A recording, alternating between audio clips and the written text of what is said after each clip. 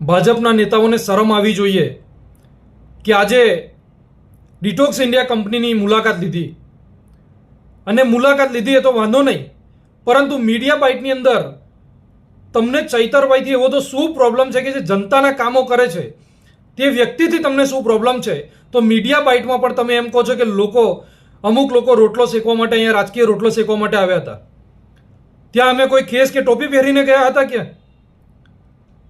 પરંતુ મનસુખભાઈ, તમે જ્યારે આજે 3 દિવસ પછી ઘટના બની ગઈ, મૃતકોના જે પણ પરિવારજનો છે એ દુઃખમાં છે, તેમ છતાં પણ આજે તમે 3 દિવસ પછી જ્યારે મીડિયા બાઇટ આવી આપો છો ત્યારે શરમ આવી જોઈએ.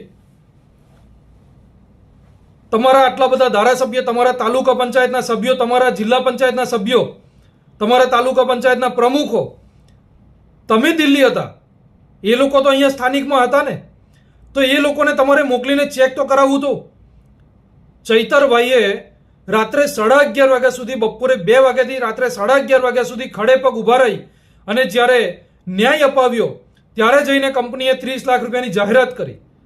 તમે પરિસ્થિતિ કદાચ તમે નહીં જાણતા હોય, એ દિવસે તમે તો બહાર હતા એટલે તમને ખબર નહીં હોય, પરંતુ તમારા ધ્યાન માટે જણાવી દઉં કે ત્યાં આગળ તે દિવસે કંપનીએ 10 લાખ રૂપિયાની જાહેરાત કરી, 12 લાખ રૂપિયા, 15 લાખ રૂપિયા, જેને શાકભાજીનો ભાવ કરતા હોય એમ ભાવ કરતા હતા. ચૈતરભાઈએ જ્યારે આંદોલનની ચીમકી આપી ત્યારે જઈને કંપનીએ 30 લાખ રૂપિયાની સહાય આપવાની વાત કરી. એટલે જે વાતથી તમે જાણતા ના હોય એ વાતની અંદર તમારે આગળ ન વધવું જોઈએ.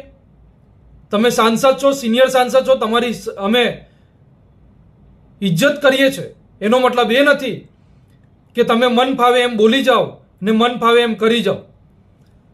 માટે જ હું ભરૂચ જિલ્લામાં જેટલી પણ જીઆઈડીસી છે એમાં જેટલા પણ કર્મચારીઓ કામ કરે છે એ લોકોને પણ જણાવવા માંગુ છું કે માંગો મનસુખભાઈ પાસે એવો કોઈ વિડીયો હોય કે એવો કોઈ પણ પુરાવો હોય કે આની આગળ કોઈ આવી કોઈ ઘટના બની હોય ને ત્યાં તાત્કાલિકના ધોરણે પહોંચ્યા હોય, સ્થાનિક ધારાસભ્યો ત્યાં પહોંચ્યા હોય, સ્થાનિક જે કંઈ પણ પંચાયતના સભ્યો હોય તે પહોંચ્યા હોય અને એમને 30 લાખ જેવી કોઈ મોટી રકમ અપાવી હોય, એવો કોઈ પુરાવો હોય તો મીડિયા સમક્ષ પણ તમે આપો. તમે વિડીયોના માધ્યમથી પણ, તમે સોશિયલ મીડિયાના માધ્યમથી પણ જાહેર કરો, જેથી જનતાને પણ ખબર પડે કે ખરેખર તમે કામ કરેલા છે. અને જો તમે કામ કર્યા હોત તો તે દિવસે ચૈતરભાઈને ફોન ન કરી અને ભાજપના ધારાસભ્ય, ભાજપના સાંસદને ફોન કર્યા હોત. પરંતુ તમે અત્યાર સુધી કામ નથી કર્યા, માટે જ મજબૂરીમાં આ લોકોએ ચૈતરભાઈને ફોન કર્યો છે. ચૈતરભાઈ હર હંમેશ જનતાની સાથે રહે છે. ત્યાં હાજર દરેક લોકોને પૂછી લેજો કે કોઈને પણ એવો કોઈ પ્રચાર કર્યો છે કે આમ આદમી પાર્ટીને વોટ આપજો કે ચૈતરભાઈને વોટ આપજો. ત્યાં આગળ કોઈ પણ ખેસ ટોપી પહેરીને ગયું હતું? વિડીયો જોઈ લેજો, કદાચ તમારા ધ્યાને ના આવ્યા હોય તો. એટલે બીજી વખત તમે જ્યારે મીડિયાની બાઇટ આપો તો ધ્યાન આપજો. રાજકીય રોટલો શેકવા માટે તમે ત્યાં પહોંચી ગયા હતા કે 5 ધારાસભ્ય, 4 ધારાસભ્યને તમે લઈને પહોંચ્યા? સાથે જ તમે પોતે પણ ત્યાં પહોંચ્યા.